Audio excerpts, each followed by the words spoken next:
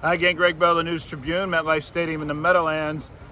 Well, this was as dominant of a performance as you've seen by a Seahawks defense in a minute, but it came against a team they really should have dominated. The New York Giants came into the game allowing 12 sacks in 4 games with Daniel Jones, one of the highest pressure rates in the NFL, and they get him 11 times to tie a Seahawks record tonight in a 24-3 win.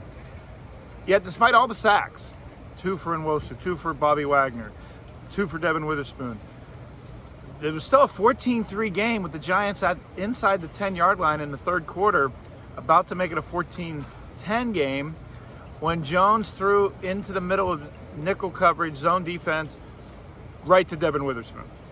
And the rookie 5th pick showed why the Seahawks didn't take Jalen Carter in May. Zigzagging, took the ball decisively at the 3-yard line, went to the right sideline, cut across the field, got past Daniel Jones at midfield and scored a 97-yard touchdown, and did a pretty hilarious Gumby-like dance in the end zone after the score. Instead of 14-10, it's 21-3, game over. Seahawks win 24-3. With all that happened tonight, Jamal Adams in the sideline after he was taken out after 9 plays because of a concussion. Geno Smith getting hurt with a knee injury on what the Seahawks thought was a horse collar tackle out of bounds by the Giants, missing a couple series. Drew Lock making his first appearance in a regular season game in his 2 years with Seattle, and 51 yards to Noah Fant, his former Broncos teammate, to set up Ken Walker's touchdown to make it 14-3 at the half. Geno Smith coming back in. The starting offensive line losing 2 more. The left guard and the right guard get injured. The center has to play left guard. 4 reserves on the offensive line. Through all of that, Devon Witherspoon won the game. He dominated it. He was decisive. 2 sacks. He said he's never had 2 sacks before. 3 tackles for losses. A pass broken up. 7 tackles. And the decisive pick six, his first NFL touchdown in his 3rd NFL game. This is why they picked him at 5. This is why they want to move him to nickel to influence not only pass coverage against slot receivers, but spying the quarterback, blitzing, tackling against the run.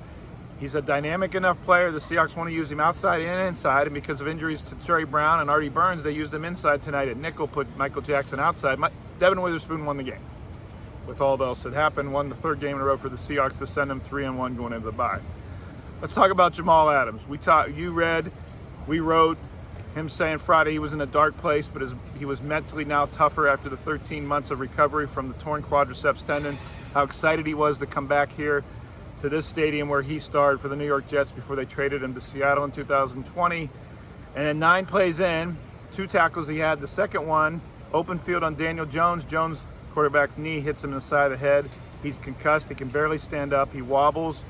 Trainers immediately run to the side from the sidelines to the field, help him to the Seahawks sideline, goes to the medical tent for observation. Why we knew it was a concussion? Well, first, how he could barely stand up, and he got hit in the head. But 2, the NFL has every game in the press box and on the field, concussion advisors and monitors. The monitor's up in the field wearing a red cap, and on the sideline, a doctor wearing a suit with a red NFL cap. And when the red NFL cap with a suit goes into the tent, you know that's a concussion evaluation, and that's what it was for. And Adams was in there a long time. He came out with the concussion advisor and then went back in the tent with him. And then he came out irate. Went after him. I wrote about it. There's a video on the newstribune.com about it, and did not like the fact that NFL concussion doctor said he should not re-enter the game. Took his helmet away, and Adams, pointedly arguing with him on the sideline about that, ends up being escorted by 3 or 4 Seahawks trainers and assistants into the locker room, and he's out for the rest of the game. Afterward, Pete Carroll didn't say much about that incident other than he said he was told about it by someone else. He called it a minor blip, this concussion, because the Seahawks have a bye coming up. They don't play again for another 13 days, October 15th at Cincinnati, and Carroll said that Adams will be back for that. But it was a very bizarre scene on the sidelines. Sure, he's frustrated after all that time, but it subverted the NFL's concussion policy as it stands and what it is and what they're trying to prevent by having a player as wobbly as he was go back in the game. Witherspoon, the main story. It's already in my newstribune.com game analysis that I'll go up and update. This team's won 3 in a row.